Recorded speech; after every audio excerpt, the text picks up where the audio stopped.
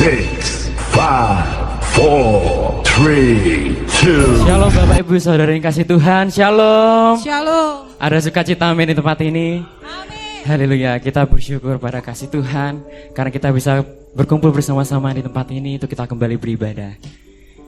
Tiba saatnya kita akan menyiapkan setiap hati kita. Mari kita masuk ke dalam hadirat Tuhan. Mari kita membawa kehidupan kita dalam Tuhan. Kita tanggalkan segala perkara dalam kehidupan kita kepada Tuhan. Mari kita fokus menyembah Yesus, Allah yang berkuasa, Allah yang hidup. Dia Raja di atas segala raja. Terima kasih Bapa,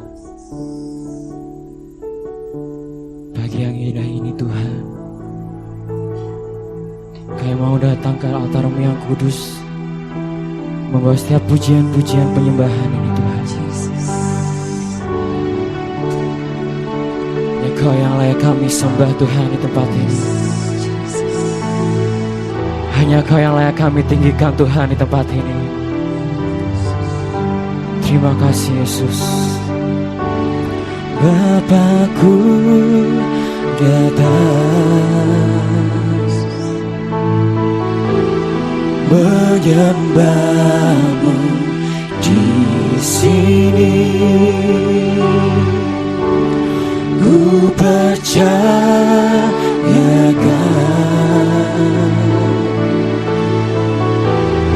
ada bagiku. Bapakku datang menyembah-Mu Tuhan, menyembah-Mu di sini. Ku percayakan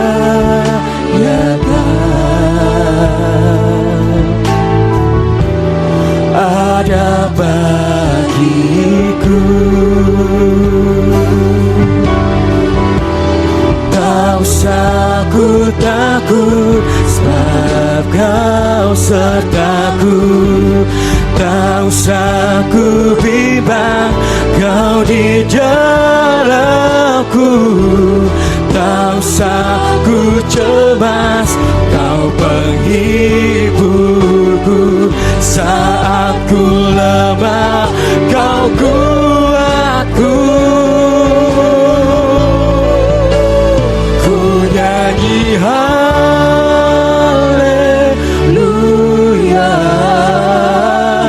ku nyanyi haleluya.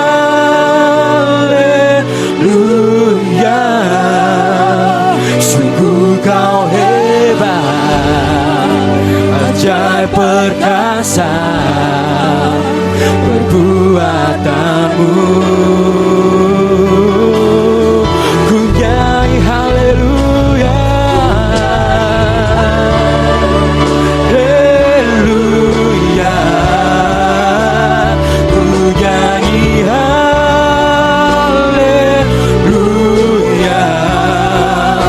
Sungguh Kau hebat, ajaib perkasa perbuatanmu.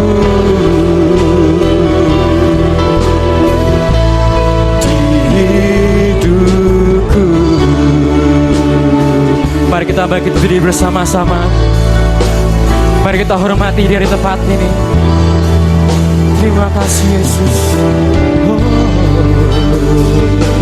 Bapa, Bapakku datang menyembah-Mu Yesus, menyembah-Mu di sini. Ku percayakan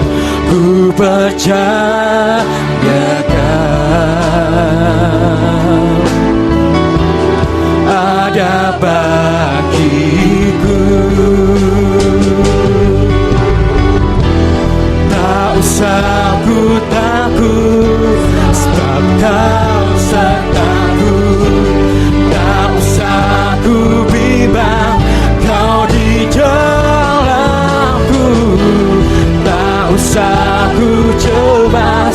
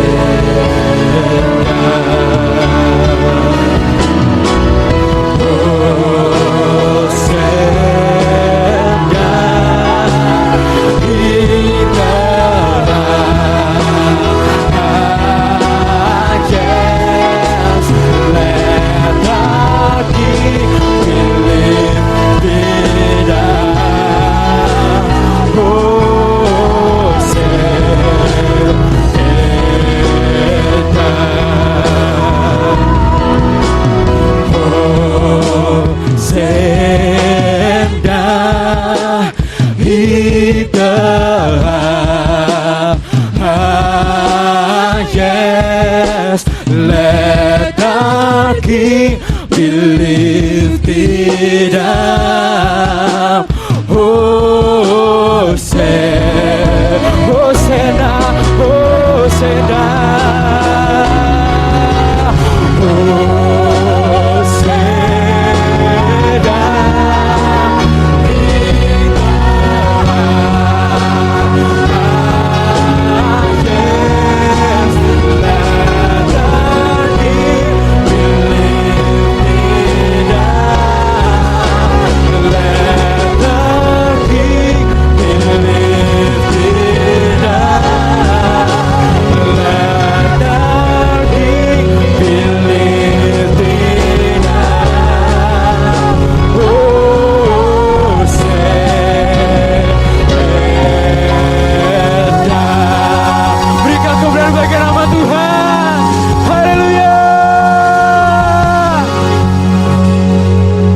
Saudara yang dikasih Tuhan, kita siap untuk memuji Tuhan yang memuliakan nama Tuhan, amin.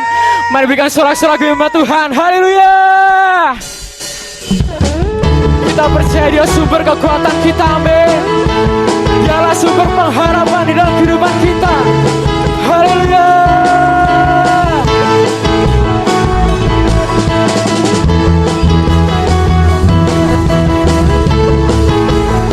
Sungguh besar kasih-Mu Tuhan.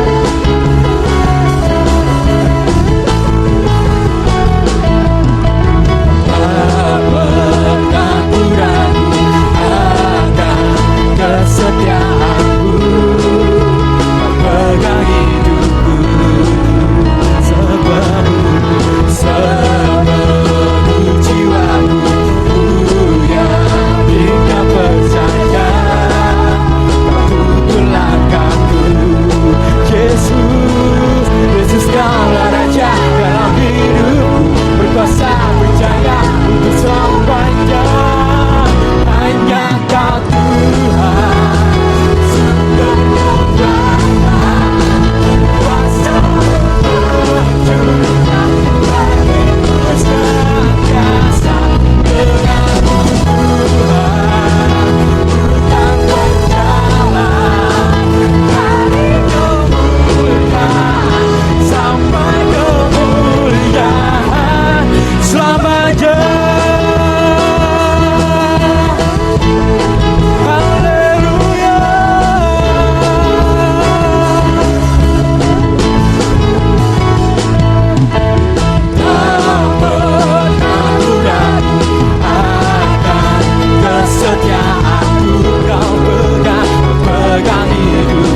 Sepenuh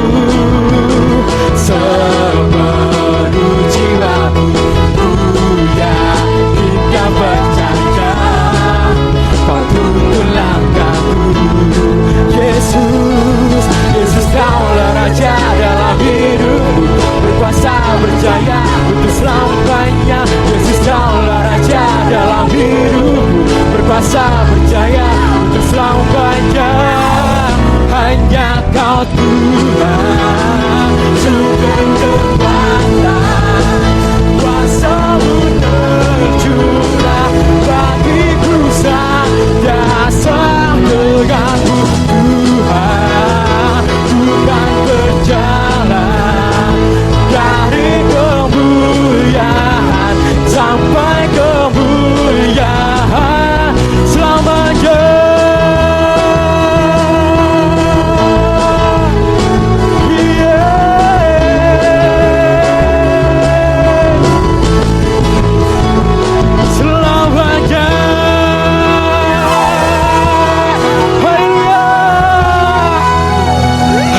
Tuhan, mari kita lebih bersorak-sorak bagi nama Tuhan, haleluya. Mari kita memuliakan nama Tuhan di tempat ini. Hanya Kau yang kami tinggikan Tuhan. Kau satu-satunya dalam hidup kami Tuhan yang berkuasa. Kau Raja di atas kerajaan, amin. Tuhan Engkau hadir, kuasa-Nya mengalir, melawan setiap hati kami. Roh-Mu membebaskan, Roh-Mu membangkitkan, kebesaran-Mu dinyatakan.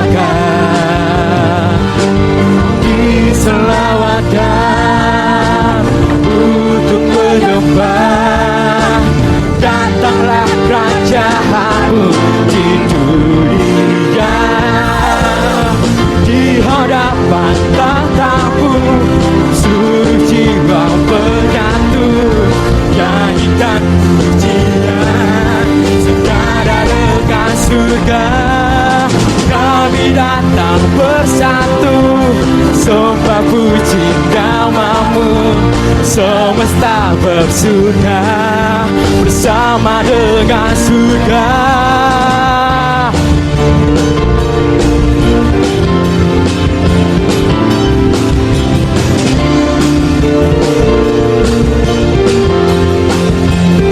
Tuhan Engkau hadir, Tuhan Engkau hadir, kuasanya melawan hati kami. Roh-Mu Tuhan, Roh-Mu membebaskan, Roh-Mu membangkitkan, kebesaran-Mu dinyatakan. Beri angkat tangan saudara bersama-sama. Diselamatkan untuk penyembah, datanglah kerajaan-Mu di dunia. Waktu tiba di hadapan tatamu, seluruh jiwa menyatu, nyanyikan pujian, senada dengan surga. Kami datang bersatu, sembah puji nama-Mu, semesta bersuka bersama dengan surga. Di hadapan tatamu, seluruh jiwa menyatu, nyanyikan pujian, senada dengan surga. Kami datang bersatu, sembah puji nama-Mu, semesta bersuka bersama dengan surga. Di hadapan tatamu, seluruh jiwa menyatu, nyanyikan pujian, senada dengan surga. Kami datang bersatu, sembah puji nama-Mu, semesta bersuka bersama dengan surga. Semesta bersuka bersama dengan surga. Semesta bersuka bersama dengan surga.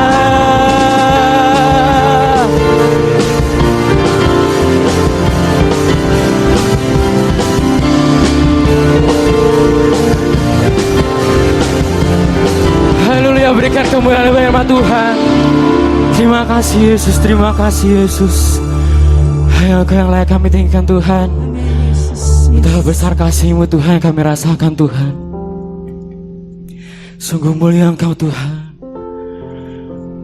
Kau Bapa yang bisa mengerti setiap hati kami Tuhan.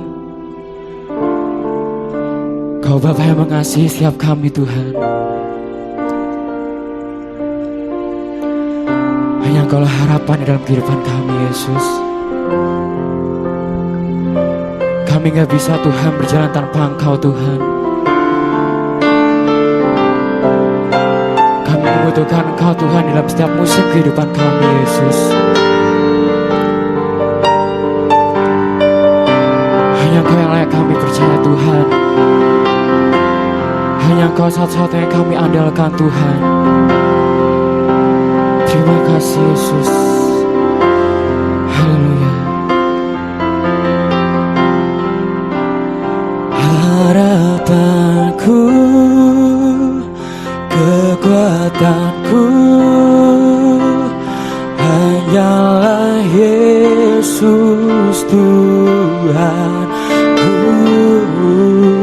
Di dalam kesesakanku Kau melegakan jiwaku, selalu mendengarkan segala seruanku. Harapanku, kekuatanku hanyalah Yesus Tuhanku. Di dalam-Mu ada pengharapan. Ku tahu rencana-Mu yang terbaik bagiku.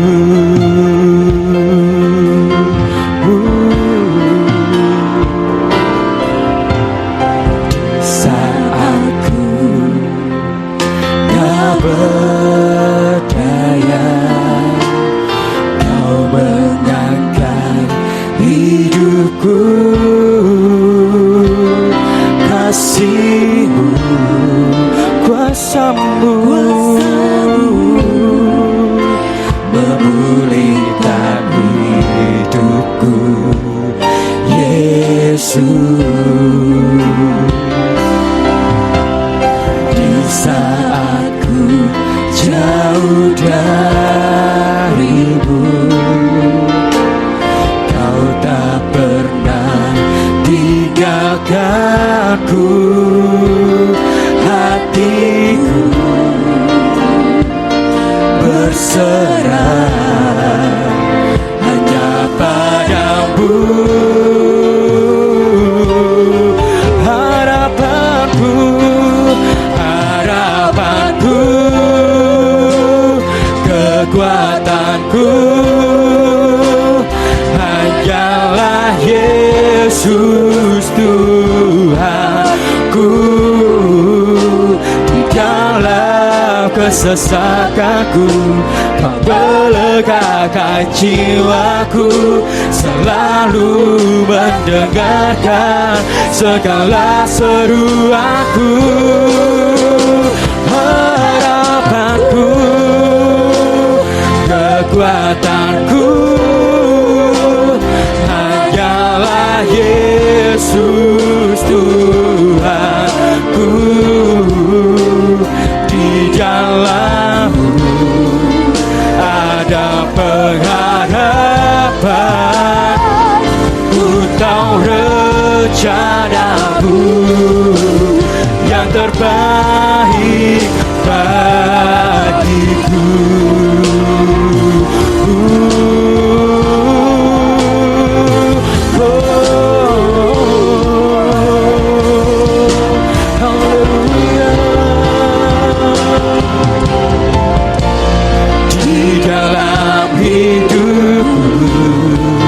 Di dalam hidupku Kau nyatakan rancanganmu. Oh, di setiap jalanku, di setiap jalanku Kau yang penuntunku.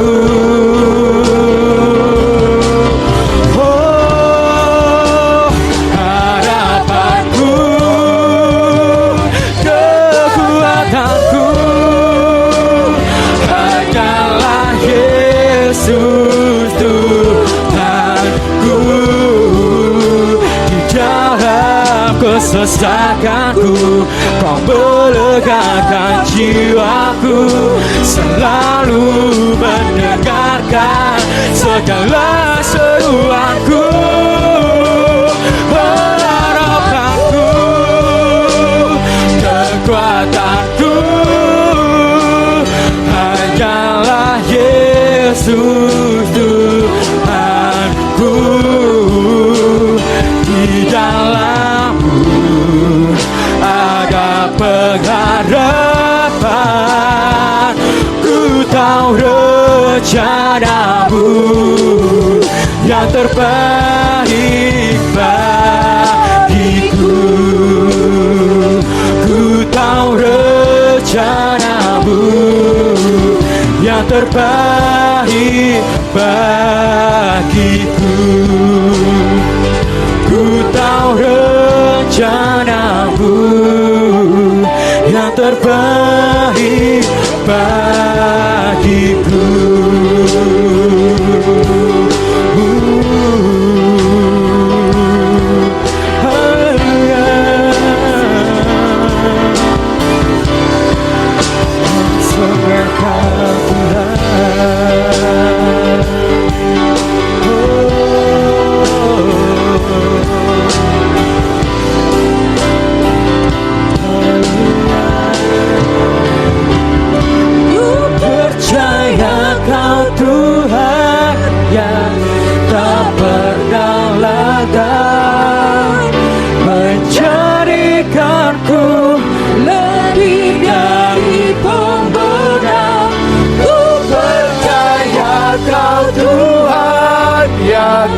Tak pernah lalai menggenapi janji. Sama-sama katakan,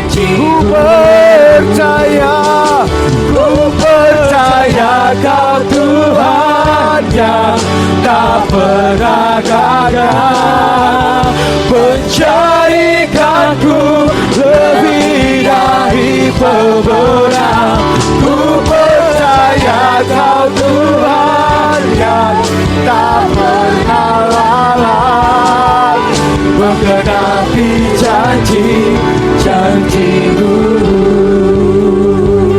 Sama-sama katakan dengan segenap hati kita. Engkau yang lebih tahu, hanya Kau Tuhan, cara untuk membuka jalanku.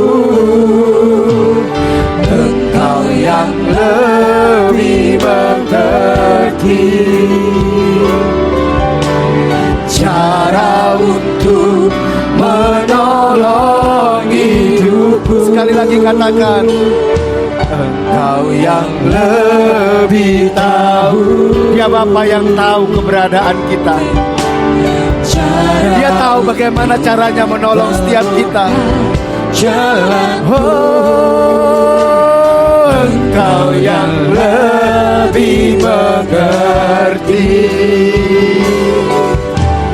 cara untuk menolong. Sama-sama dengan segenap hati katakan, ku percaya Kau Tuhan yang tak pernah gagal menjadikanku lebih dari pemenang.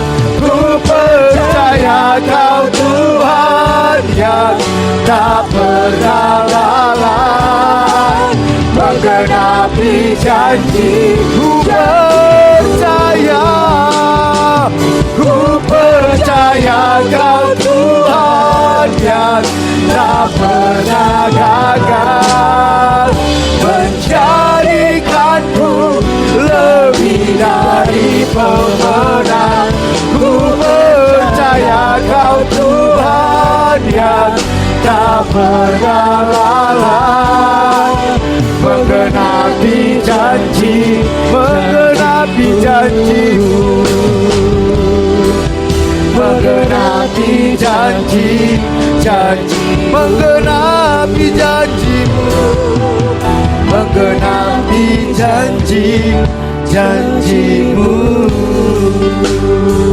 Kami percaya janji-Mu Tuhan, kami percaya kasih setia-Mu, kami percaya Kau Allah yang sanggup menggenapi rencana-Mu dalam hidup kami. Tidak pernah kami berjalan sendiri, Kau Allah yang setia. Terima kasih Tuhan, terima kasih buat anugerah-Mu, terima kasih buat kasih setia-Mu. Kau Bapa yang mengasihiku, Kau Bapa yang tidak pernah meninggalkan kami. Terpujilah nama-Mu, Kau diagungkan, Kau ditinggikan. Haleluya, haleluya, haleluya. Terima kasih Yesus.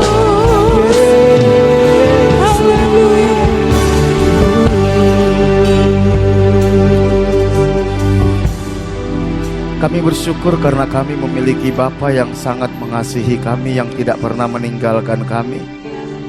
Kami percaya kami memiliki Bapa yang punya rencana untuk masa depan yang penuh pengharapan atas hidup kami. Bahkan ketidaksetiaan kami tidak membatalkan kasih setia Tuhan kepada hidup kami.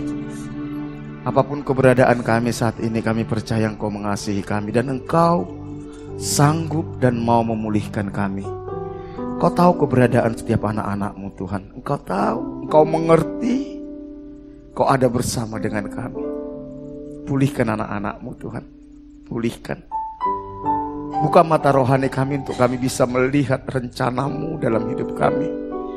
Buka mata rohani kami untuk kami bisa melihat kehadiran Tuhan di dalam setiap peristiwa hidup kami. Roh Kudus, jangan sembunyikan diri-Mu dari kami. Pulihkan umat-Mu, sembuhkan umat-Mu, kuatkan umat-Mu, teguhkan hati kami. Engkau bersama dengan kami. Kami percaya kami pulang dari tempat ini tidak akan sama lagi. Hadirat-Mu yang melawat, yang memulihkan, yang menyembuhkan kami. Berbicara Engkau di tengah-tengah umat-Mu Tuhan. Nyatakan isi hati-Mu.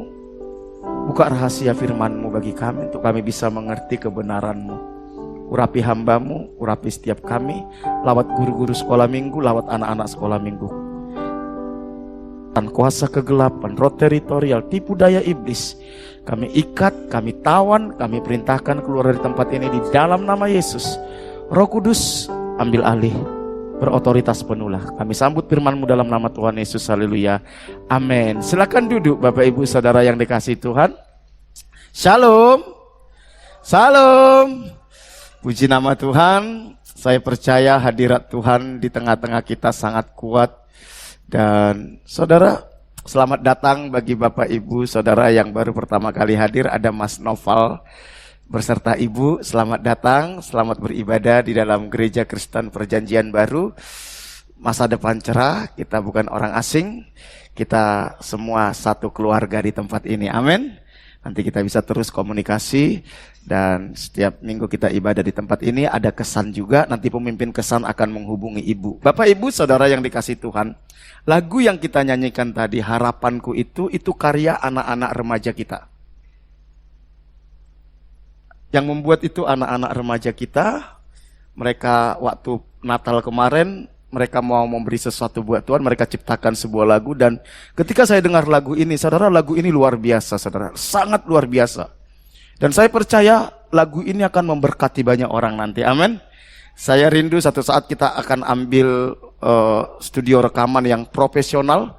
Kita khusus merekam lagu ini, saudara.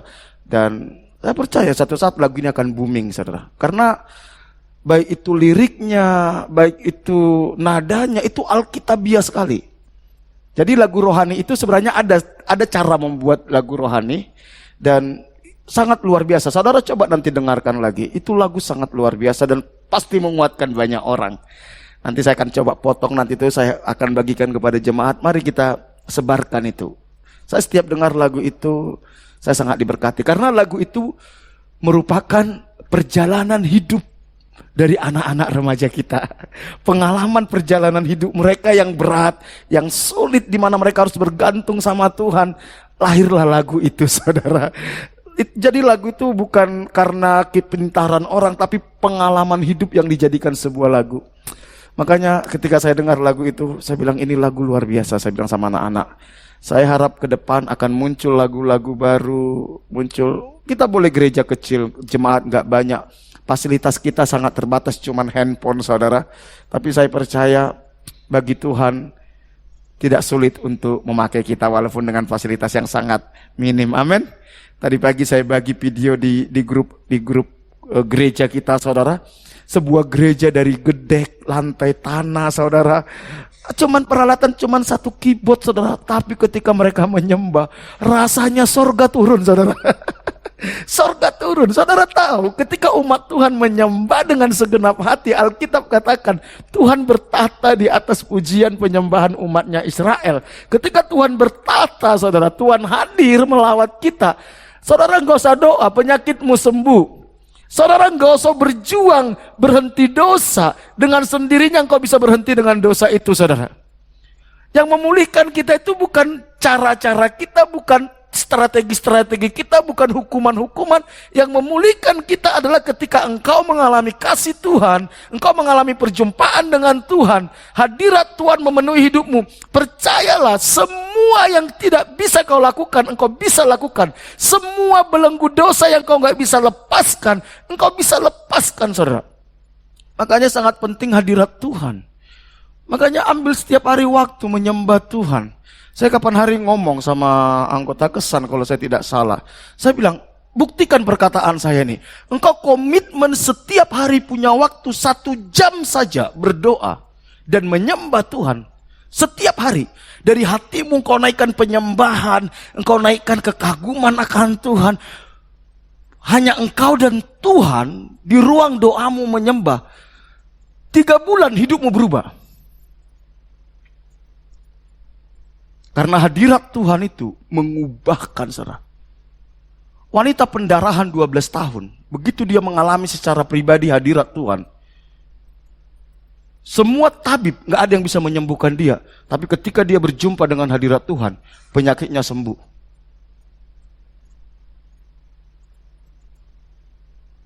Sakeus, seorang pemungut cukai yang terbelenggu oleh uang, sampai dia berkhianat kepada negaranya demi uang. Tapi begitu dia mengalami perjumpaan dengan Yesus, bagi dia uang itu tidak ada lagi nilainya. Dan keluarganya diselamatkan oleh Tuhan. Jadi mari, ada sebuah sarana yang Tuhan kasih dalam hidup kita untuk kita mengalami Tuhan, mengalami pemulihan. Tapi seringkali kita nggak manfaatkan. Apa itu? Masuk dalam hadirat Tuhan. Makanya seorang hamba Tuhan, kalau saya tidak salah, Martin Luther pernah bilang gini, saudara. 1 jam yang kau sediakan pagi berlutut di hadapan Tuhan, itu sangat menentukan 23 jam kemudian yang akan kau lalui di depan. Kalau 1 jam bangun pagi, engkau betul-betul mencari wajah Tuhan, menyembah Tuhan, bersekutu dengan Tuhan, merenungkan firman Tuhan, maka 23 jam kemudian hidupmu itu menjadi efektif dan luar biasa. Ada sukacita, tidak dibelenggu ketakutan, tidak mudah iri hati, nggak mudah menyerah. Ada sebuah kekuatan yang mendorong hidup kita, yang dimana kita bisa melihat rencana Tuhan dan kita bisa melihat kasih dan kuasa Tuhan dalam hidup kita. Karena itu, mari saudara, jangan anggap enteng doa, penyembahan, merenungkan firman. Jangan. Itu menentukan kualitas hidup kita. Karena ketika engkau masuk di dalam doa, penyembahan, merenungkan Tuhan, engkau sedang masuk ke dalam hadirat Tuhan. Ketika engkau masuk dalam hadirat Tuhan, semua yang terbaik dari Tuhan itu masuk dalam hidup kita. Sama seperti handphone. Bagaimana handphone ini bisa efektif, saudara? Bisa dipakai maksimal. Dia harus di-charger dulu, saudara. 1-2 jam. Setelah penuh, maka handphone ini akan bisa efektif. Tapi semahal apapun handphone, sekeren apapun handphone, kalau dia tidak di-charger, saudara, tidak ada gunanya. Begitu juga hidup kita. Mau sepintar apa kita, sehebat apa kita, kalau tidak di-charger di dalam hadirat Tuhan, you are nothing. Katakan sama temanmu kiri kanan, bilang, bro, mari cintai hadirat Tuhan, bilang, amin. Mari belajar menyembah Tuhan. Memang awalnya bingung, saudara, gimana? Makanya kita itu baru bisa menyembah enak kalau saudara suka baca Alkitab, serius. Kalau saudara nggak senang baca Alkitab, menyembah itu membosankan, saudara. Saya kadang kalau masuk dalam hadirat Tuhan pagi-pagi bisa jam 1, jam 2, kadang jam 4. Aduh, rasanya, saudara, rasanya nggak pingin keluar dari hadirat Tuhan itu, saudara. Tetapi ada suara berkata, kau harus antar anakmu sekolah. Oh iya. Cukuplah. Tapi komitmen aja, saudara. Hidupmu pasti berubah. Oke, saudara. Hari ini saya akan berbicara tentang, kita masih belajar tentang perjalanan orang Israel, saudara. Kenapa saya membahas ini di awal tahun ini? Karena perjalanan orang Israel ini merupakan lambang dari perjalanan iman kita. Makanya di Korintus, kalau saya tidak salah, dikatakan, lihatlah orang Israel, bagaimana mereka, saudara. Perjalanan orang Israel Tuhan suruh kita pelajari. Hari ini kita akan belajar tentang kesetiaan dan ketaatan kunci kemenangan. 2 minggu terakhir kita sudah belajar menaklukkan apa? Menaklukkan apa? Penghalang. Tantangan. Apa itu yang kita taklukkan pertama? Sungai Yordan. Yang kedua, apa yang harus ditaklukkan?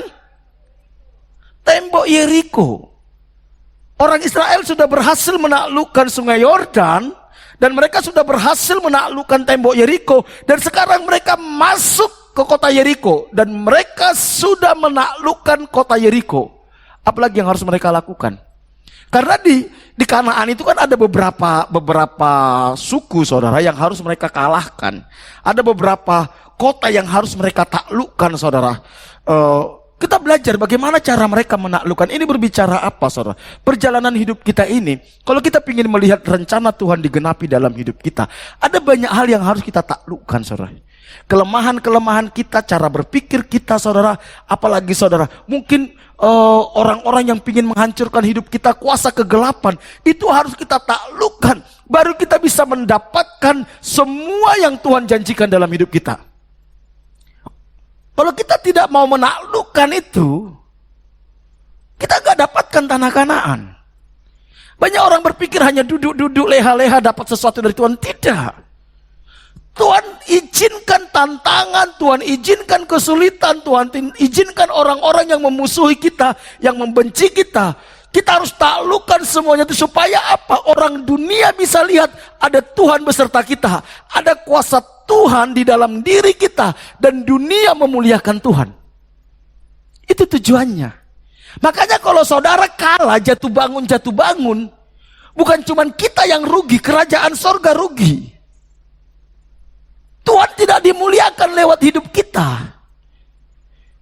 Kalau engkau di dalam segala masalahmu kalah, bukan cuma kita yang rugi, sorga rugi. Dunia tidak bisa melihat bahwa ada Tuhan yang besar, yang penuh kuasa, yang penuh kasih itu ada dalam diri kita. Tapi kalau dunia bisa melihat ada Tuhan dalam diri kita, dan lewat hidup kita, mereka percaya kepada Yesus, mengagumi Tuhan. Wow, saya percaya kita pasti diberkati Tuhan. Pasti dipelihara oleh Tuhan. Tema kita pagi hari ini adalah kesetiaan dan ketaatan, kunci kemenangan.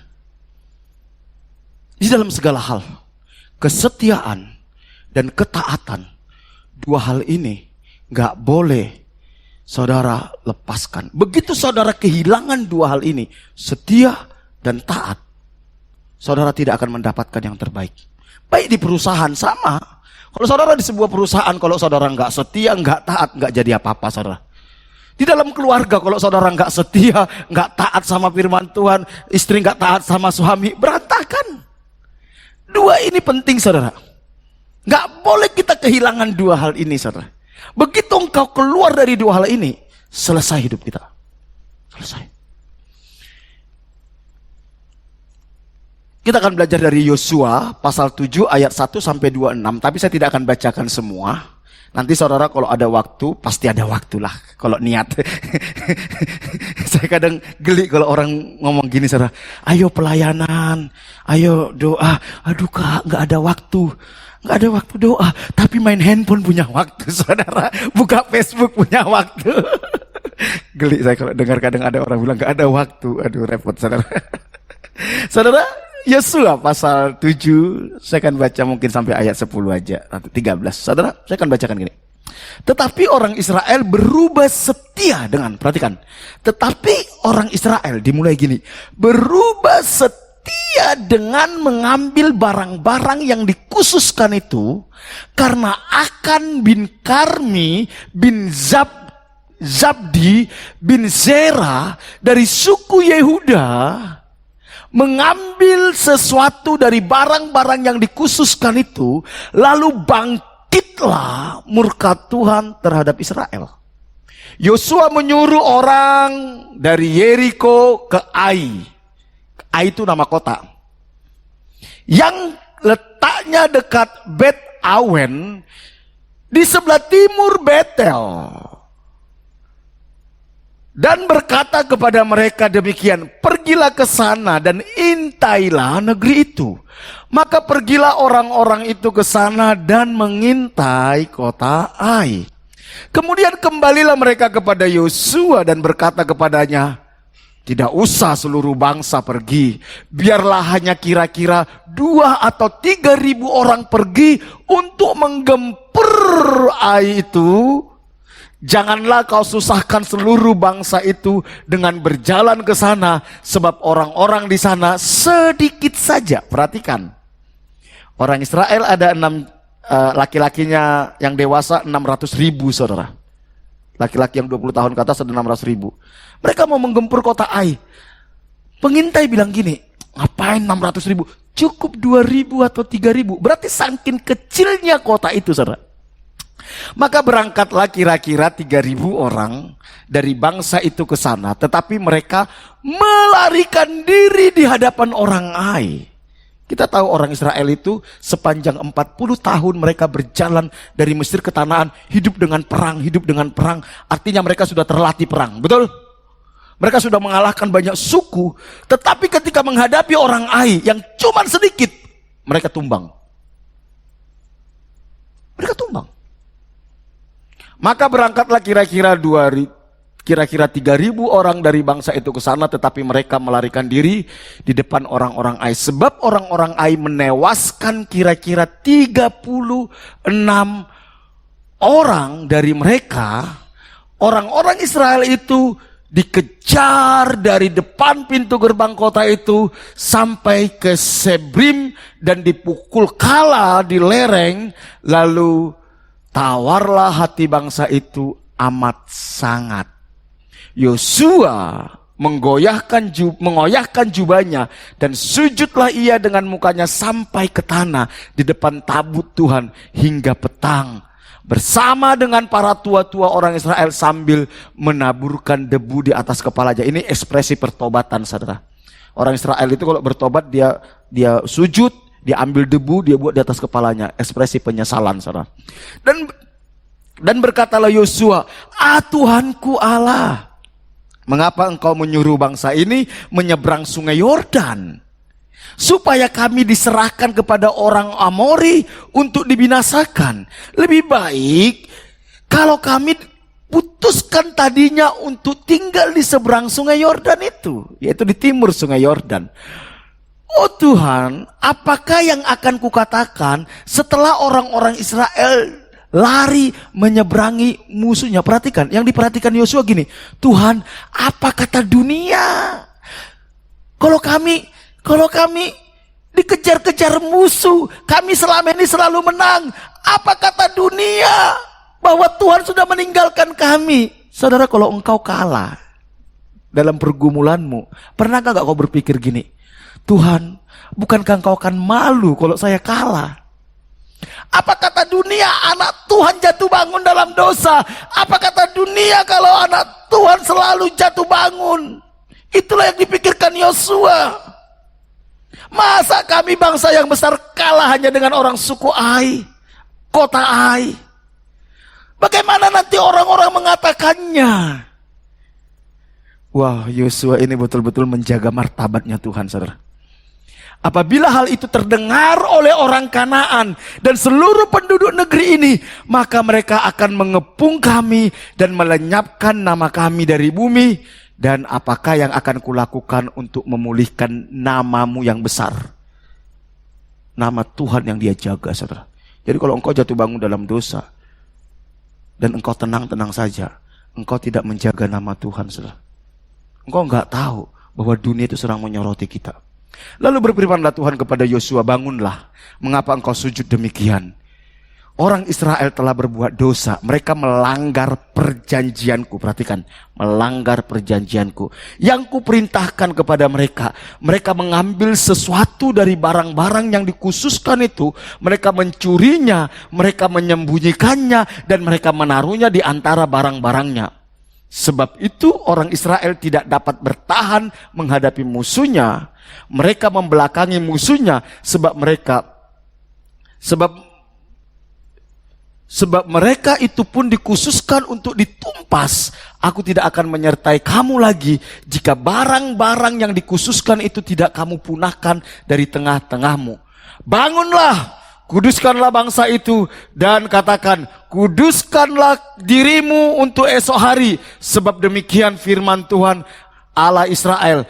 Hai orang Israel, ada barang-barang yang dikhususkan di tengah-tengahmu. Kamu tidak akan dapat bertahan menghadapi musuhmu sebelum barang-barang yang dikhususkan itu kamu jauhkan dari tengah-tengah kamu. Bapak, Ibu, Saudara yang dikasihi Tuhan, menarik kisah ini, saudara. Saya sudah jelaskan tadi bahwa mereka bisa kalah menghadapi orang Ai yang kota kecil, saudara.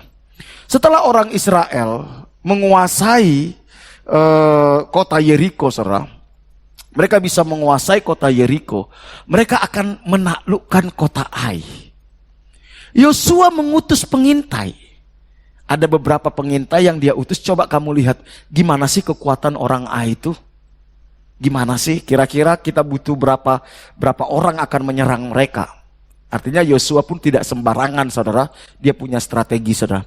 Diintailah kota Ai itu. Terus para pengintai itu kembali kepada Yosua dan kasih laporan. Tuan, bos, kecil kota Ai. Kecil. Nggak usahlah kita semua ke sana ngerepot-repotin. Cukup 2.000, 3.000 bisa kita selesaikan. Kadang kita suka kayak gitu ya saudara ya. Kita menganggap enteng musuh saudara. Kita menganggap enteng masalah. Konon katanya orang itu tergelincir atau jatuh bukan karena batu yang besar. Orang itu terjatuh karena apa saudara? Kulit jeruk atau kulit pisang saudara. Jatuh hanya karena hal-hal kecil. Hanya karena anggap enteng. Alah kak, gampang itu kak. Oh tenang kak, tenang. Tenang, gak mungkin aku jatuh dalam dosa itu. Gak mungkin. Gak mungkin. Nah, anggap enteng. Ternyata ketika pasukan itu diutus sebanyak 3.000. Apa yang terjadi? 36 orang mati saudara. Dan mereka gak berani menghadapi orang Ai. Wow. Gak berani. Yosua bingung. Loh kok bisa? Bukankah pasukan ini pasukan yang terlatih? Kok bisa mereka kalah? Mereka takut kepada orang-orang Ai. Bingung Yosua. Gak masuk akal dia bilang. Saudara, kalau ada sesuatu yang terjadi yang tidak masuk akal saudara, itu waktunya kita untuk mencari Tuhan. Apa yang sedang terjadi Tuhan? Biasanya usahaku ini lancar loh. Kok tiba-tiba kok macet ya? Cari Tuhan. Biasanya anakku baik-baik, nurut-nurut. Kok tiba-tiba kok memberontak gini ya? Biasanya bisnisku ini baik-baik saja. Kok tiba-tiba ada aja masalah? Itu kesempatan untuk kita bertanya kepada Tuhan. Itu yang dilakukan oleh Yosua. Akhirnya apa yang dilakukan Yosua? Dia datang ke hadapan Tuhan. Tanya, Tuhan kenapa sih? Kenapa sampai seperti ini? Dia merendahkan hatinya. Bersujud di hadapan Tuhan. Bertanya, kenapa Tuhan? Dia tidak sedang menyalahkan siapapun. Kita seringkan ketika ada masalah. Yang pertama dalam pikiran kita Pak, cari siapa yang layak untuk disalahkan. Ketika bisnis mulai goyang, mulai ribut suami istri, gara-gara kamu, gara-gara kamu. Ketika anak mulai kacau, mulai ribut saudara. Tapi Yosua beserta tua-tua itu yang dia lakukan apa? Mereka merendahkan diri. Bertanya, Tuhan, apa yang sedang terjadi? Apa yang harus saya lakukan? Tentu Tuhan dengan kasih, dengan kemahatauannya saudara. Dia kasih tahu. Dia kasih tahu. Dia kasih tahu. Tuhan tidak diam. Yang penting bagaimana respon kita ketika Tuhan sudah kasih tahu. Ternyata apa yang terjadi saudara? Kenapa sampai orang Israel ini kalah? Di ayat 1 dikatakan, tetapi orang Israel berubah setia mengambil barang-barang yang dikhususkan itu. Ada barang-barang yang dikhususkan.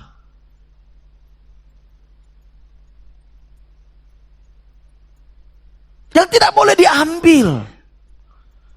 Jangan ambil yang bukan milikmu. Itu mendatangkan kutuk. Jangan ambil yang bukan jatahmu. Sebelum orang Israel menguasai Yeriko, saudara, Setelah mereka meruntuhkan tembok Yeriko, Tuhan bilang gini, saudara. Ada barang-barang di kota Yeriko ini yang dikhususkan untuk Tuhan dan dikhususkan untuk dibinasakan atau dibakar. Jangan coba-coba ambil itu. Ada barang-barang yang dikhususkan untuk dibinasakan dan ada barang-barang yang dikhususkan untuk Tuhan. Jangan coba-coba ambil. Itu kejahatan dan itu ekspresi ketidaktaatan dan ketidaksetiaan kita sama Tuhan. Saudara, tentu ada banyak berkat Tuhan dalam hidup kita. Ada. Kita sudah diberkati Tuhan. Tapi Tuhan bilang, ini jatahmu, ini jatah untuk Tuhan, ini jatah untuk orang lain. Saya banyak temukan orang babak belur, berantakan, khususnya dalam keuangan. Ketika jatahnya Tuhan, dia coba-coba ambil. Ada yang bagiannya Tuhan, dia ambil, setelah itu babak belur. Dalam Yosua 6, sebelum kisah ini, ayat 18 sampai 19 dikatakan gini. Tetapi kamu ini jagalah dirimu terhadap barang-barang yang dikhususkan untuk dimusnahkan. Apa itu barang-barang yang dimusnahkan, harus dimusnahkan? Tiang-tiang berhala yang ada di kota Yeriko, itu harus dimusnahkan. Itu harus dimusnahkan. Supaya jangan kamu mengambil sesuatu dari barang-barang yang dikhususkan itu, setelah mengkhususkannya dengan demikian membawa kemusnahan atas perkemahan orang Israel dan mencelakakan. Jangan coba-coba engkau bawa barang-barang najis ke rumahmu. Itu akan mencelakakan rumahmu. Dan di ayat 19 dikatakan, segala emas dan perak serta barang-barang tembaga dan besi adalah kudus bagi Tuhan. Semuanya itu akan dimasukkan ke dalam perbendaharaannya Tuhan. Alkitab sudah katakan, perpuluhan itu haknya Tuhan. Ketika kita ambil, itu menjadi masalah. Orang Israel saat itu, saudara, ada barang yang harus dimusnahkan, ada barang yang harus dimasukkan ke perbendaharanya Tuhan. Ternyata Akan dari suku Yehuda itu ngambil, nyolong, saudara. Nyolong. Jadi luar biasanya Yosua, saudara. Dia tanya Tuhan, apa yang harus saya lakukan? Saudara, seringkali kita, ketika kita mengalami masalah, kita nggak tahu apa sumber masalah kita. Karena apa? Karena ketika masalah terjadi, kita hanya sibuk solusi atau sibuk menyalahkan orang lain. Harusnya ketika kita menghadapi masalah, sesuatu yang tidak pada umumnya, anomali, harusnya itu kesempatan untuk kita merendahkan diri. Kalau saya lihat anak-anak saya sudah mulai susah diatur, saudara, ya, saya tanya sama Tuhan, Tuhan kenapa sih anak-anakku ini kok mulai berani? Terus Tuhan bilang gini, kamu sih terlalu berani sama aku, makanya anak-anakmu berani sama kamu. Saudara perhatikan ya, cara kita meresponi Tuhan, cara kita bersikap kepada Tuhan, itu akan dibalaskan bagaimana cara anak-anak kita nanti bersikap sama kita. Itu hukum. Saya sudah pelajari itu. Makanya perhatikan, setiap orang tua yang tidak menghormati Tuhan, anaknya sulit menghormati orang tuanya. Sulit sekali. Itu hukum tabur tuai. Makanya orang tua itu harus hati-hati. Saudara. Nanti kita lihat bagaimana efeknya luar biasa. Jadi ketika Yosua bingung, kok bisa pasukanku ini kalah? Mereka pasukan-pasukan yang tangguh. Masa kepada orang Ai yang cuma sedikit aja mereka terbirit-birit membelakanginya, ketakutan sampai ada 36 orang yang mati. Yosua merendahkan diri di hadapan Tuhan. Bukan cuma Yosua, para tua-tua. Di pasal 7 ayat 6 sampai 8 dikatakan Yosua pun mengoyakkan jubahnya. Jubah itu berbicara kebesaran, kebanggaan, harga diri. Dia koyakkan, saudara. Kalau engkau masih merasa harga diri, kebanggaanmu itu penting, saudara, kau tidak akan pernah mendengar suara Tuhan. Kita harus datang kepada Tuhan seperti anak kecil. Koyakkan jubahnya. Ekspresi pertobatannya apa yang dia lakukan. Lalu dia sujud dengan mukanya sampai ke tanah. Di depan tabut Tuhan, di depan hadirat Tuhan. Dia ambil debu, dia buat di atas kepalanya. Tuhan, ini yang ditiru oleh Daud. Ketika Daud berzina dan ditegur sama Nabi Nathan, dia koyak jubahnya juga, saudara. Dia ambil debu, dia buat di atas kepalanya. Sebagai ekspresi pernyataan, aku ini cuma debu, Tuhan. Sekalipun aku raja, tapi di hadapanmu aku cuma debu. Aku butuh anugerahmu, aku butuh belas kasihanmu. Maukah kita sama Tuhan seperti itu? Apapun keberadaan kita. Kita datang, Tuhan aku cuma debu. Nyatakan apa sebenarnya yang sedang terjadi. Saya mau bertobat, dia bilang.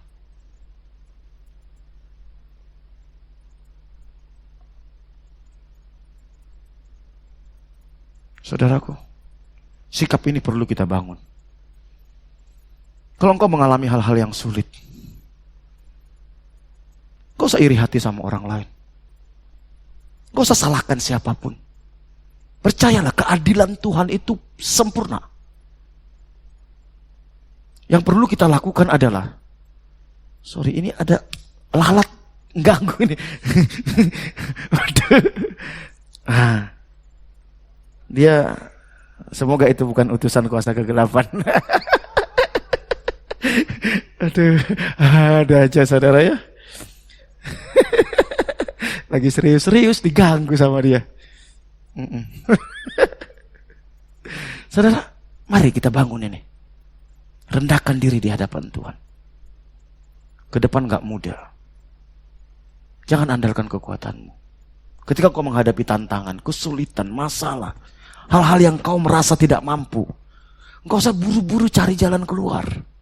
Datang ke hadapan Tuhan, rendahkan diri. Tuhan, aku cuma debu. Karena anugerahmu aku aja bisa ada. Kenapa sih terjadi ini? Apa yang harus saya lakukan, kata Yosua. Apa yang harus saya lakukan? Jangan banding-bandingkan diri dengan orang lain. Jangan. Temukan sumber masalahnya. Dan selesaikan. Kalau engkau sudah dikasih tahu Tuhan, ini loh sumber masalahnya. Jangan membela diri. Yosua 7 ayat 20 sampai 21 dikatakan, lalu akan menjawab Yosua, katanya, benar, akulah yang berbuat dosa terhadap Tuhan Allah Israel, sebab beginilah perbuatanku.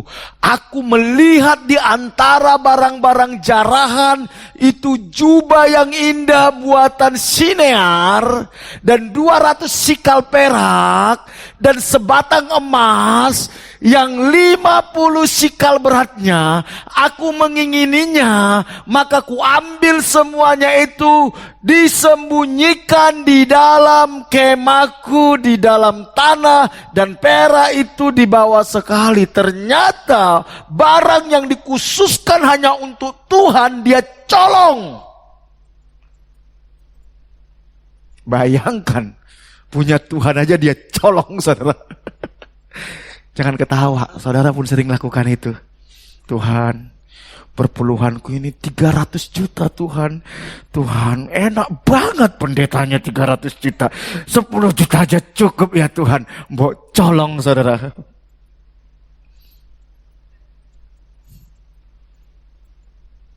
Yang korban bukan cuma Akan dan keluarganya, seluruh Israel. Seluruh Israel yang jadi korban. Temukan apa masalahmu. Kalau masalahmu itu karena engkau kepahitan, itu membuat engkau nggak bisa melihat pekerjaan-pekerjaan Tuhan, melihat pertolongan Tuhan. Sebelum engkau selesaikan masalahmu itu, Tuhan tidak akan buat mujizat. Tidak akan buat. Kalau masalahmu itu karena dosa yang kau sembunyikan, dan sambil engkau melakukan dosa, engkau berkata Tuhan buat mujizat, buat pertolongan, tidak akan bisa. Tuhan bilang kepada orang Israel, engkau ingin menang menghadapi Ai? Temukan, ada di bangsamu ini yang nyolong. Akhirnya dia kumpuli setiap suku, saudara. Dia tanya, ayo siapa yang ngambil? Dari suku ini tidak ada yang ngaku, suku ini nggak ada yang ngaku. Sekarang suku Yehuda, ayo siapa suku Yehuda yang ngambil? Dari suku diperiksa lagi orang tuanya, mana keluargamu, ada yang nyolong nggak? Akhirnya tampillah Akan, namanya Akan, saudara. Dia bilang, aku yang nyolong. Saudara bayangkan gregetnya orang Israel. Gara-gara kamu 36 orang mati. Gara-gara kamu nama Tuhan dipermalukan.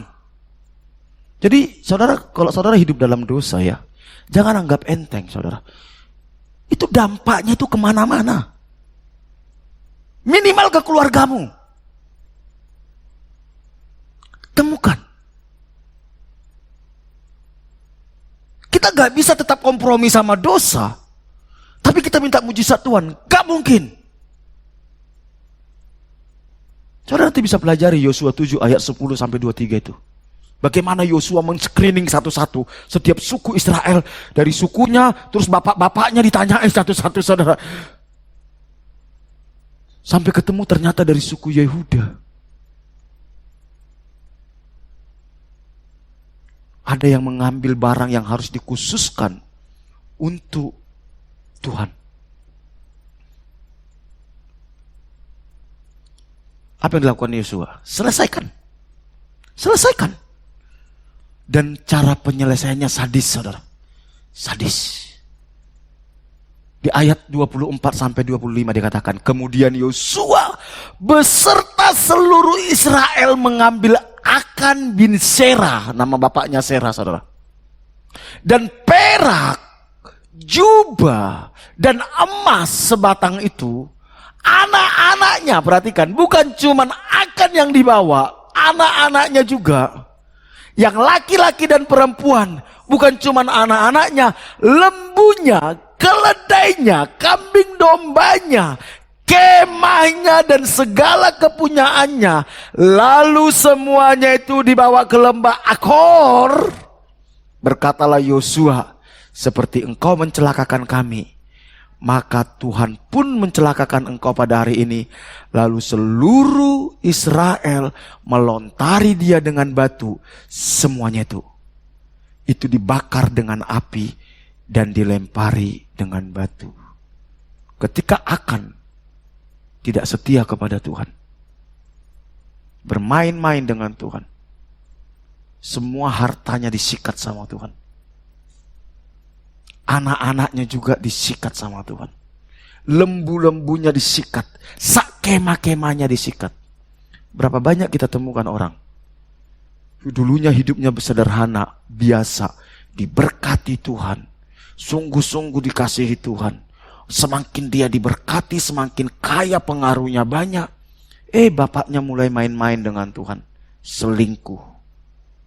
Apa yang terjadi? Yang korban dimulai dari anaknya. Anaknya kecelakaan lah, anaknya kena narkoba lah. Lama-lama Pak, usahanya bangkrut lah. Baru akhirnya bapaknya ini stroke lah. Terakhir dia dihukum, saudara. Karena dia gak mau bertobat. Kiranya itu dijauhkan dari kita. Amin. Makanya saya, saudara, kalau lagi jatuh dalam dosa ya, Saya datang sama Tuhan, Tuhan ampuni dosa saya. Saya nggak mau gara-gara dosa saya ini berdampak kepada jemaat. Saya nggak mau dosa saya ini berdampak kepada istri dan anak-anak saya. Aku mau bertobat sungguh-sungguh, saya bilang. Karena saya tahu setiap tindakan saya, itu dampaknya itu bukan cuma saya yang nanggung. Bisa anak istri saya, bisa keluarga besar saya, bisa jemaat. Makanya saya sampai detik ini, saya tidak pernah menyanggah, menentang kalau ada jemaat yang menegur saya. Saya tidak pernah. Kenapa? Siapa tahu Tuhan suruh dia. Bayangkan saya bertobat, ditegur, saya nggak mau bertobat, dampaknya kepada siapa? Jemaat. Sering. Anak-anak remaja juga kadang tegur saya. Saya bilang, yes.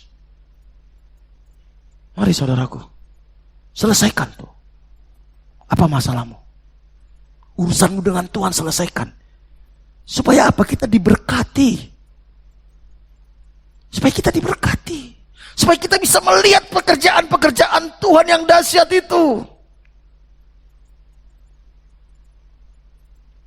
Orang Israel hampir babak belur. Hanya gara-gara satu orang yang bernama siapa? Akan. Jangan buat nama anakmu Akan.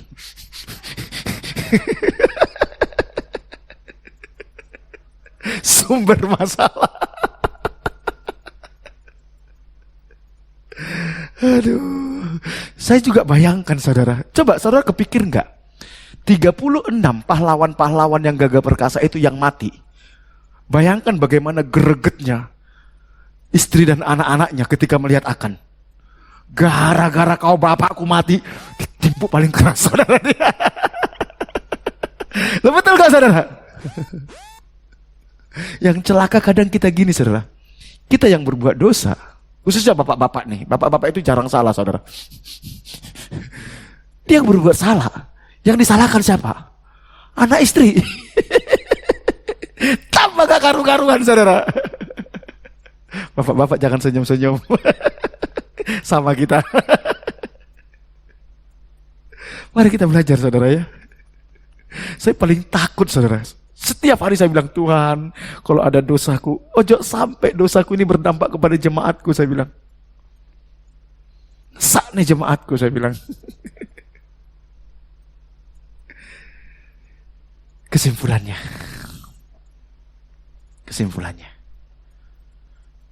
Apabila terjadi dosa yang hebat, atau sikap membiarkan dosa yang hebat di kalangan umat Allah, maka berkatnya dapat berkurang, terhalang, atau hilang sama sekali. Allah tidak akan memberkati umat yang menolak untuk menyingkirkan dosa dari tengah-tengah mereka.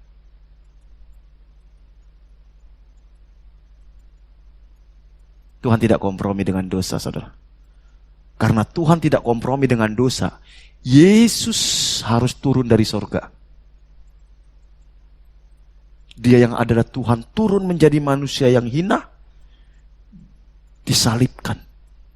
Saking dia serius dengan dosa. Dosa kita sudah disucikan, sudah diampuni, kita main-main lagi dengan dosa yang sama. Apa enggak murka dia? Yang kedua, dosa dan ketidaktaatan membuat kita kehilangan kekuatan sehingga kita tidak mampu mengalahkan musuh. Saudara, ada banyak orang-orang hebat akhirnya tumbang gara-gara bermain-main dengan dosa. Contohnya siapa saudara? Simpson. Kurang hebat apa Simpson?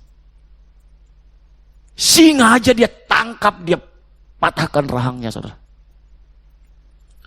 Tapi dia bermain-main, dia ambil istri yang bukan orang Israel, Delila. Akhirnya kehebatannya rontok saudara. Sehebat apapun kita saudara, ketika kita bermain-main dengan dosa, kekuatanmu itu lumpuh. Lumpuh langsung. lumpuh. Segagah apapun kita, sepintar apapun kita, lumpuh. Ketidaktaatan itu yang membuat kita sebenarnya sering kalah. Makanya kalau kita ingin menang, saudara, belajarlah taat. Belajar taat atas semua apa yang Tuhan suruh.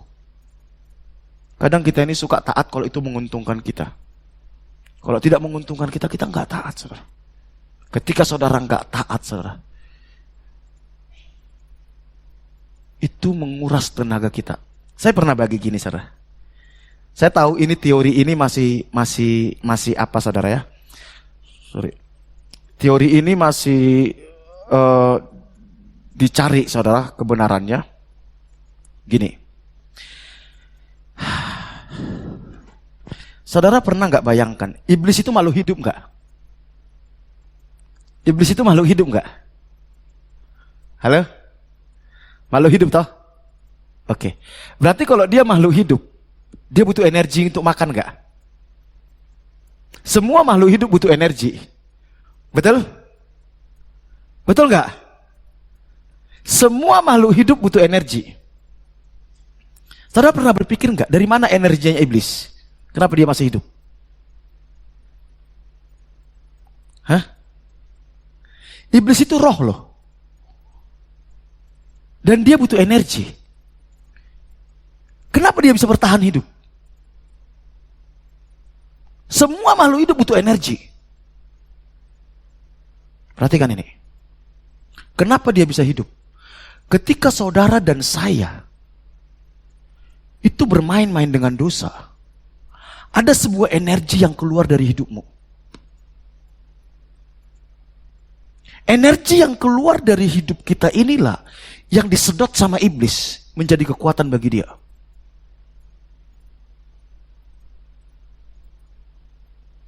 Dan saudara tahu, itulah kenapa iblis suruh kita melakukan dosa. Makanya lihat ya, orang segagah apapun, serohani apapun, ya, sepede apapun, begitu dia jatuh dalam dosa, lemas. Yang biasanya berkobar-kobar, lemas. Betul Pak, betul? Karena kehilangan energi. Dan energi yang keluar itu gak bisa hilang. Itu disedot sama iblis. Itu menjadi sebuah kekuatan. Makanya dia ajak kita melakukan dosa supaya dia bisa bertahan lebih panjang hidup. Makanya cara mengalahkan iblis apa? Kalau semua umat Tuhan tunduk sama Tuhan, iblis KO. Selesai hidupnya. Selesai. Asal semua umat Tuhan berani tunduk total sama Tuhan, iblis selesai karirnya. Lemas dia, lemas. Jadi yang membuat iblis panjang umur siapa? Katakan kiri kananmu, bro. Jangan kamu buat iblis panjang umur, bilang. Ketika kau melakukan dosa, itu yang membuat iblis panjang umur. Saya pernah bagikan ini sekitar 8 atau 10 tahun yang lalu sebenarnya, kalau saudara ingat itu. Saya sudah pernah bagikan 8 tahun yang lalu, masih di ruko kalau nggak salah ya. Di ruko sana.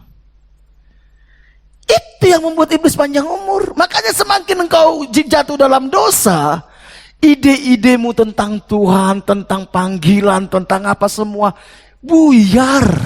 Engkau tidak punya kekuatan lagi untuk melayani. Engkau tidak punya kekuatan lagi berbuat baik. Engkau tidak punya kekuatan lagi untuk berbuat kasih. Engkau punya kekuatan lagi untuk melakukan kehendak Bapa. Karena energimu habis. Semakin energimu habis, semakin engkau disikat sama iblis. Jadi jangan pikir, dosa-dosa kecil kak, gak apa-apa. Begitu dosa dikit, punya pikiran negatif, langsung keluar energi. Iblis bilang, dapat jatah lagi. Engkau kepahitan, keluar energi lagi. Makanya lihat orang-orang yang kepahitan ya, loyo, nggak ada antusias, nggak ada semangat. Karena energinya keluar. Dan iblis bilang, terima kasih buat sarapan pagi saya. Jadi jangan anggap enteng kalau saudara hidup dalam dosa. Kau kasih makan iblis. Jadi nanti kalau saudara lihat ada orang main-main dengan dosa, misalnya ngegosipin, hei jangan kasih makan iblis, bilang. Ya, tiba-tiba temanmu mulai gosipin yang lain. Dosa nggak gosipin yang lain, saudara? Bilang, hei kamu kasih makan iblis loh. Iblis panjang umur loh, bilang.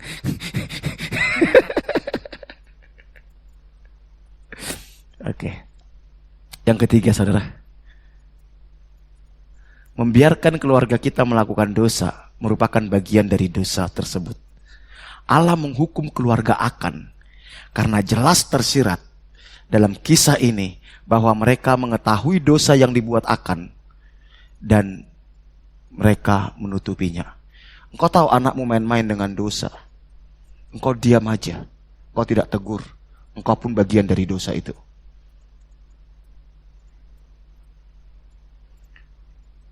Engkau tahu orang di sekitarmu bermain-main dengan dosa, engkau diam aja, engkau tidak tegur, engkau bagian dari dosa itu.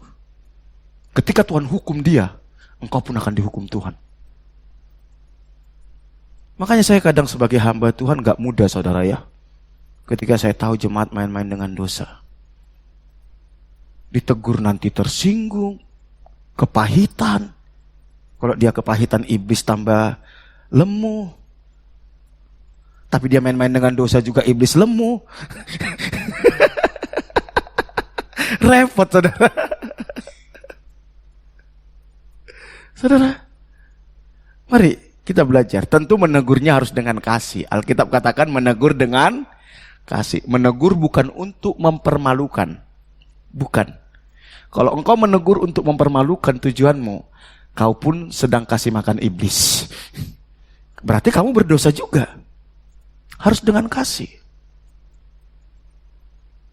Suatu saat kita melayani seseorang.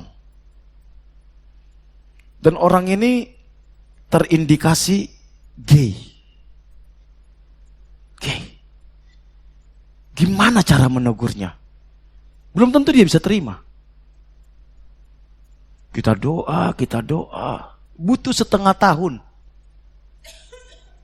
Setelah Tuhan bicara, kita sampaikan pelan-pelan. Ya puji Tuhan, akhirnya dia bisa terima.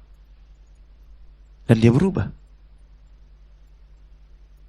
Kadang kita ini perlu belajar bagaimana cara menegur orang. Amin. Bukan main hantam sana, hantam sini, saudara. Akhirnya orang dipermalukan. Enggak. Ingat, yang kita benci bukan pribadinya. Yang kita benci apa? Dosanya. Makanya saya kalau lihat orang jatuh dalam dosa, saya selalu bilang sama Tuhan, Tuhan, kasih dia kemampuan untuk dia bisa meninggalkan dosa itu. Kita tegur. Masalah dia mau meninggalkan, itu butuh proses. Betul nggak, saudara? Ya kita harus dukung dia dalam doa. Supaya dia mampu. Sampai tiba saatnya nanti dia tinggalkan. Jangan gini, saudara. Dia itu sudah jatuh dalam dosa, Kak. Saya sudah tegur tapi nggak berubah-berubah. Terus mau diapain? Mau diusir? Saya bilang. Nggak dong, kita harus topang dia. Doakan supaya dia mampu keluar dari situ. Tuhan kasih dia hikmat. Tuhan kasih dia bijaksana. Tugasnya kita kan menyelamatkan, melindungi jiwanya. Jadi kita pun nggak boleh, saudara, menghakimi, nggak boleh. Tapi masalahnya keluarganya akan, ya maklumlah dia bawa emas, dia bawa perak. Aduh jangan dong, mau suruh kembalikan, lumayan loh, kita jadi kayak mendadak loh nanti kata keluarganya, saudara. Jangan ya. Yosua 7 ayat 24-25. Kemudian Yosua beserta, saya sudah baca tadi, saudara, bagaimana Tuhan menghukum satu keluarga ini gara-gara mereka membiarkan Akan nyolong uang yang harusnya menjadi bagiannya Tuhan. Kesimpulan terakhir, saudara.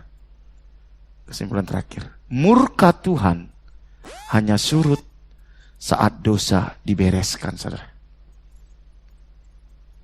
Yosua 7 ayat 26 dikatakan gini. Sesudah itu Didirikannya lah di atasnya suatu timbunan batu yang besar yang masih ada sampai sekarang. Lalu surutlah murka Tuhan yang menyala-nyala itu. Oleh sebab itu nama tempat itu sampai sekarang disebut Lembah Akor. Setelah Akan dan keluarganya mati dan ditimbun batu, Alkitab katakan murka Tuhan turun. Tentu dalam konteks zaman sekarang, saudara, ketika engkau jatuh dalam dosa, engkau tidak lagi dilempari batu, saudara. Zaman Israel begitu, saudara. Dosa rajam batu sampai mati. Tapi saudara tahu enggak? Ketika engkau jatuh dalam dosa, Yesus di atas kayu salib dirajam, saudara. Setiap dosamu itu ditanggung Yesus di atas kayu salib. Oleh karena itu, bagaimana caranya ketika kita jatuh dalam dosa? Datang kepada Yesus. Bilang, Tuhan, aku udah berdosa. Aku tahu Engkau mati di atas kayu salib menebus dosaku. Ampuni aku. Detik itu juga engkau diampuni oleh Tuhan. Tapi jangan berbuat dosa lagi. 1 Yohanes 1 ayat 9 dikatakan, jika kita mengaku dosa kita, maka Ia adalah setia dan adil, sehingga Ia mengampuni segala dosa kita dan menyucikan kita dari segala kejahatan kita. Inilah anugerah, saudara. Saudara bayangkan kalau engkau hidup di zaman perjanjian lama, dosa rajam batu, dosa rajam batu. Tapi sekarang tidak. Kita yang berdosa. Yesus yang dihajar di atas kayu salib, saudara. Makanya kalau engkau tidak menghargai Yesus, celaka. Tanpa Yesus, dosamu itu tetap ada dan engkau akan dihukum Tuhan. Tanpa kita menghormati pengorbanan Kristus, dosa kita itu akan ditimpahkan kepada kita, saudara. Tapi kita bersyukur. Di atas kayu salib, dia katakan 2000 tahun yang lalu, tetelestai. Apa itu artinya? It is finished. Sudah selesai. Dosamu dari engkau bertobat, terima Yesus, sampai engkau mati, sudah ditanggung oleh Tuhan. Makanya setiap engkau jatuh dalam dosa, betapa hancurnya hati Tuhan. Di sorga dia bilang, kamu gak tahu, untuk dosamu ini aku harus disalibkan. Kau gak tahu, untuk dosamu ini aku harus disalibkan. Saya gak tahu sebesar apa dosa kita hari ini. Tapi ada berita baik pagi hari ini, saudara. Ada anugerah Tuhan dalam hidupmu. Mungkin kau sudah melakukan dosa-dosa yang itu membuat hati Tuhan murka. Tapi selama engkau datang sama Yesus, Bapa tidak melihat dosamu lagi. Tapi dia melihat pengorbanan Yesus. Hormatilah Yesus, taatlah sama dia. Kalau engkau terus bermain-main dengan dosa, itu artinya engkau tidak menghormati pengorbanan Yesus. Saat itulah Tuhan murka, saudara. Saya rindu pagi hari ini. Jangan main-main dengan ketidaktaatan, saudara. Dampaknya itu dahsyat. Jangan bermain-main dengan dosa. Mungkin sekarang kau lihat biasa-biasa saja.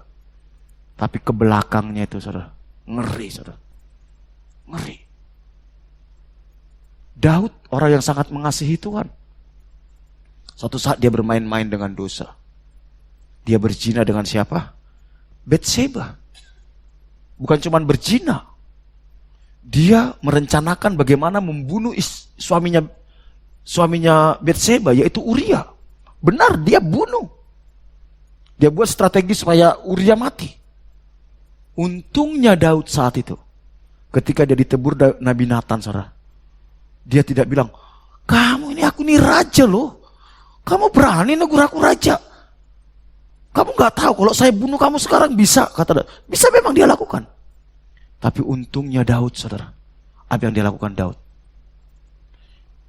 Dia robek jubahnya. Dia sujud menyembah Tuhan seperti yang dilakukan oleh Yosua. Tuhan bilang, aku tidak akan binasakan engkau. Kerajaanmu akan tetap.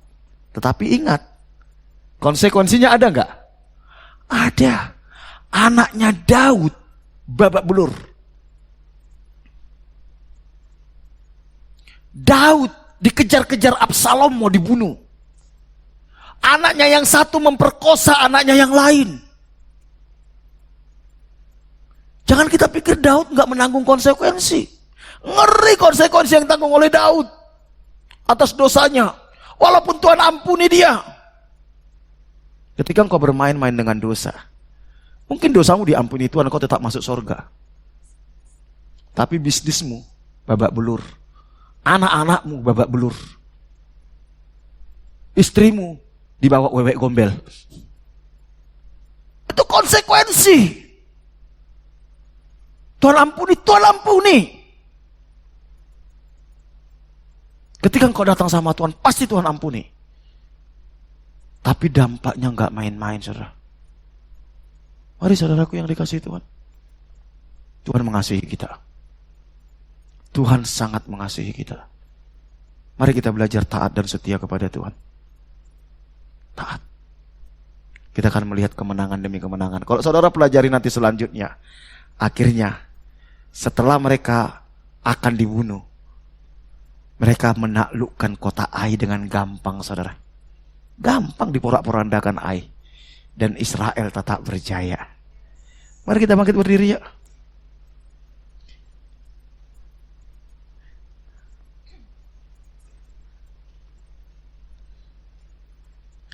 Jadikan aku indah.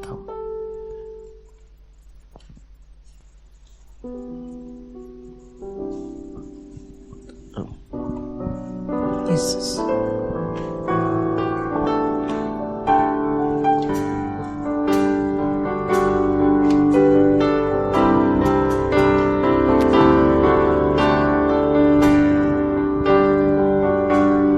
Jadikan aku indah yang kau pandang mulia, seturut karyamu di dalam hidupku.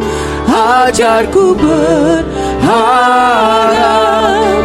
hanya kepadamu, taat dan setia kepadamu.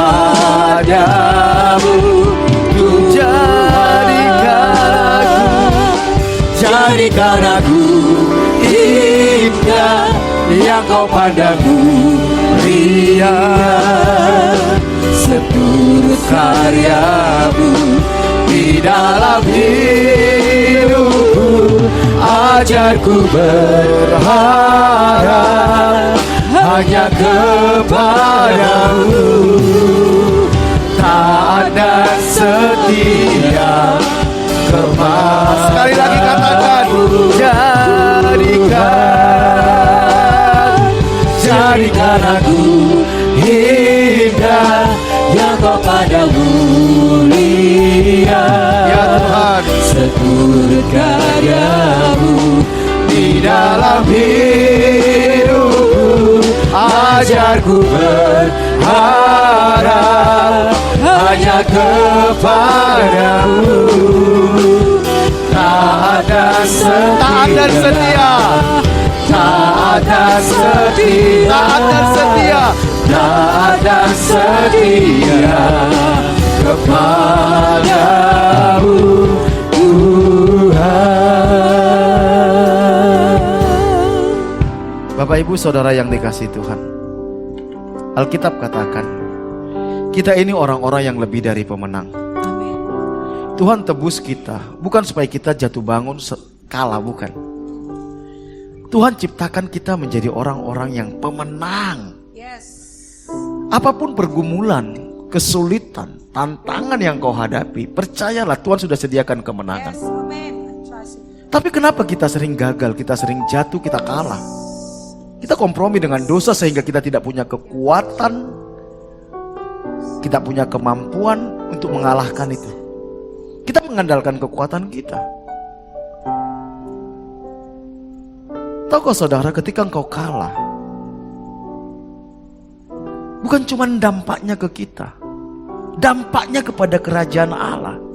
Dunia gak bisa lagi melihat ada Allah yang besar, Allah yang agung, Allah yang mulia, yang penuh kasih lewat hidup kita.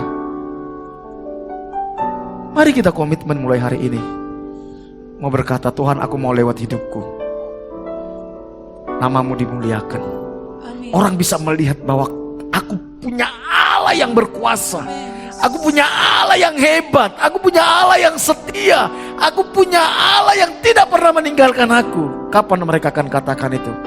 Ketika kita menang atas masalah kita. Hidupmu dipulihkan Tuhan. Bapa, kami bersyukur buat kebenaran. Kami datang merendahkan hati kami di hadapan-Mu,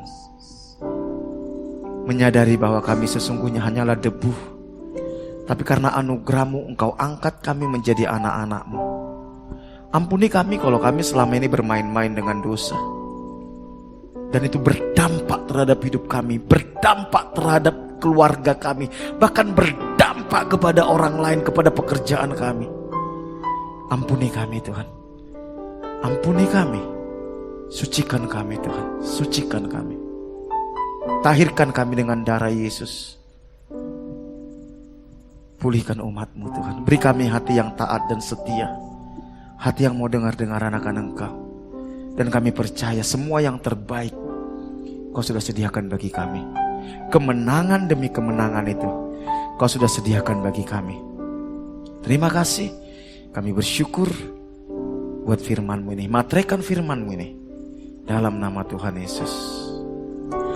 Hatiku rindu melihat kemuliaan-Mu. Hatiku rindu melihat curahan kuasa-Mu di kota tercinta, kotaku tulungaku. Ku berdoa tulungaku, penuh kemuliaan-Mu, tulunganku bagi kemuliaan. Ya Allahku, ya Allahku, nyatakan kemuliaan-Mu. Ya Allahku, nyatakan curahan kuasa-Mu di kota tercinta, kotaku tulunganku. Ku berdoa tulunganku, penuh kemuliaan-Mu, tulunganku bagi kemuliaan-Mu. Bapa, kami bawa bangsa ini di hadapan Tuhan, kami bawa kota ini di hadapan Tuhan. Kami sungguh bersyukur jika proses pemilu kemarin berjalan dengan baik dan tidak ada kerusuhan. Kami bersyukur, kami tahu itu karena pemeliharaan Tuhan, itu karena perlindungan Tuhan. Kami terus bawa semuanya ini di hadapan Tuhan. Berkati KPU, berkati Bawaslu, berkati MK, berkati semua partai-partai politik. Biar apapun keputusannya nanti, semuanya bisa diterima dengan baik. Dan kami percaya siapapun yang sudah terpilih, baik itu presiden dan wakil presiden, baik itu DPR RI, DPRD provinsi, DPRD kabupaten kota, baik itu DPD, semuanya, kalau Tuhan izinkan mereka duduk di pemerintahan, kami percaya Tuhanlah yang berdaulat atas hidup mereka. Berkati semuanya Tuhan. Berikan kepada seluruh rakyat Indonesia hati yang bisa menerima apapun keputusannya nanti. Berikan damai sejahtera, jauhkan dari kerusuhan demi kerusuhan, jauhkan dari rancangan-rancangan orang jahat. Berkati TNI Polri yang menjaga keamanan Tuhan. Berkati Tuhan, biar bangsa ini diberkati oleh Tuhan, biar bangsa ini Tuhan diberkati oleh Tuhan. Terima kasih Bapa. Pulihkan bangsa ini, pulihkan gereja Tuhan yang ada di bangsa ini, pulihkan umat Tuhan, biar kami bisa jadi berkat bagi bangsa ini. Kami bersyukur buat hari ini Tuhan, buat ibadah kami. Kami percaya Tuhan hadir di tengah-tengah kami. Tuhan memulihkan kami, Tuhan melawat kami, Tuhan memberkati kami. Kami sungguh-sungguh bawa hidup kami sepanjang minggu ke depan ke dalam anugerah Tuhan. Hamba-Mu berdoa, perlindungan Tuhan yang sempurna atas setiap jemaat-Mu. Lindungi tanpa terkecuali, lindungi dari panah api si jahat, dari tipu muslihat iblis, dari serangan kuasa kegelapan, dari mara bahaya, kecelakaan, virus-virus, sakit penyakit, dari keinginan-keinginan yang jahat. Bahwa kami sepanjang minggu ini hidup berkenan kepada Tuhan, hidup dalam pimpinan dan penyertaan Tuhan. Berkati setiap umat-Mu sepanjang minggu ini. Berkati setiap rumah tangga, hubungan suami istri, orang tua dengan anak, sesama saudara. Kasih dan kebenaran-Mu memerintah dalam setiap rumah tangga. Pulihkan kesehatan umat-Mu. Jemaat yang sakit Tuhan sembuhkan. Berkati usaha pekerjaan umat-Mu Tuhan. Apapun yang mereka kerjakan sepanjang minggu ke depan, Tuhan buat berhasil, Tuhan buat terobosan, Tuhan buat mujizat. Tuhan bukakan tingkap-tingkap langit, curahkan berkat-Mu, halaukan belalang pelahap dari umat-Mu Tuhan. Cukupi segala kebutuhan umat-Mu, tolong dalam segala permasalahannya. Bahkan Kau pakai umat-Mu menjadi berkat bagi banyak orang, bagi orang-orang sekitar kami, anak-anak kami yang sekolah. Lindungi dari pergaulan yang salah, dari nilai-nilai dunia yang tidak sesuai dengan kebenaran firman Tuhan, dari keinginan-keinginan yang jahat. Berkati mereka dengan hikmat, bijaksana, kecerdasan. Pakai mereka menjadi alat-Mu membawa generasi mereka berbalik kepada Tuhan. Mampukan mereka menemukan masa depan yang Tuhan sediakan dalam hidup mereka, rencana Tuhan dalam hidup mereka, bahkan pasangan hidup yang berasal daripada Tuhan. Terima kasih, kami bersyukur. Kami serahkan hidup kami sepanjang minggu ke depan ke dalam anugerah Tuhan. Berkati juga Pak Bambang, Bu Bambang, pemilik tempat ini beserta semua keluarga besarnya.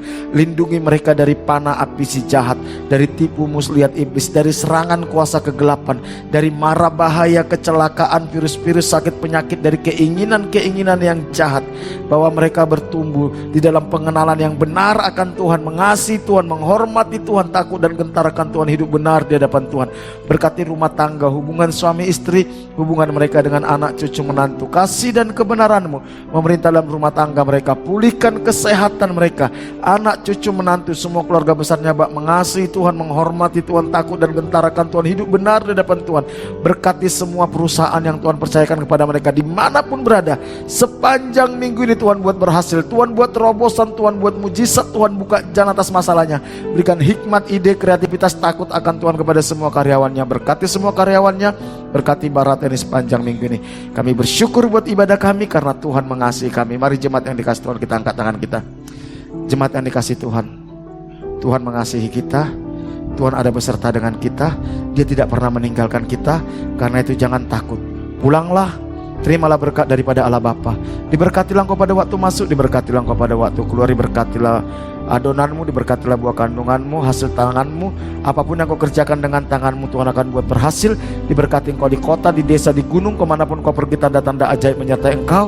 Engkau akan naik dan tidak akan menjadi turun. Engkau akan menjadi kepala dan bukan menjadi ekor. Anak cucumu akan perkasa di bumi. Engkau akan sebut sebagai orang yang beruntung dan berbahagia. Dan lewat hidupmu akan banyak orang menerima berkat yang berasal daripada Tuhan. Jika engkau hari ini sungguh-sungguh mendengarkan suara Tuhan Allahmu yang kusampaikan kepadamu dan engkau setia melakukannya, maka berkat-berkat ini akan menjadi milikmu. Karena itu pulanglah, terimalah berkat daripada Allah Bapa, kasih karunia dari Tuhan kita Yesus Kristus, penghiburan dan kekuatan dari Roh Kudus mulai hari ini sampai Tuhan Yesus datang kedua kali. Dalam nama Tuhan Yesus, setiap kita yang diberkati sama-sama katakan amin. Berikan tepuk tangan, berikan salam satu dengan yang lain. Tuhan Yesus memberkati kita. Jika besaranmu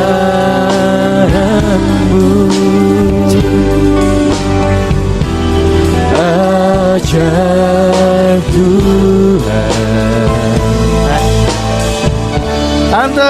ajaib Tuhan, kami memuji Kau besar.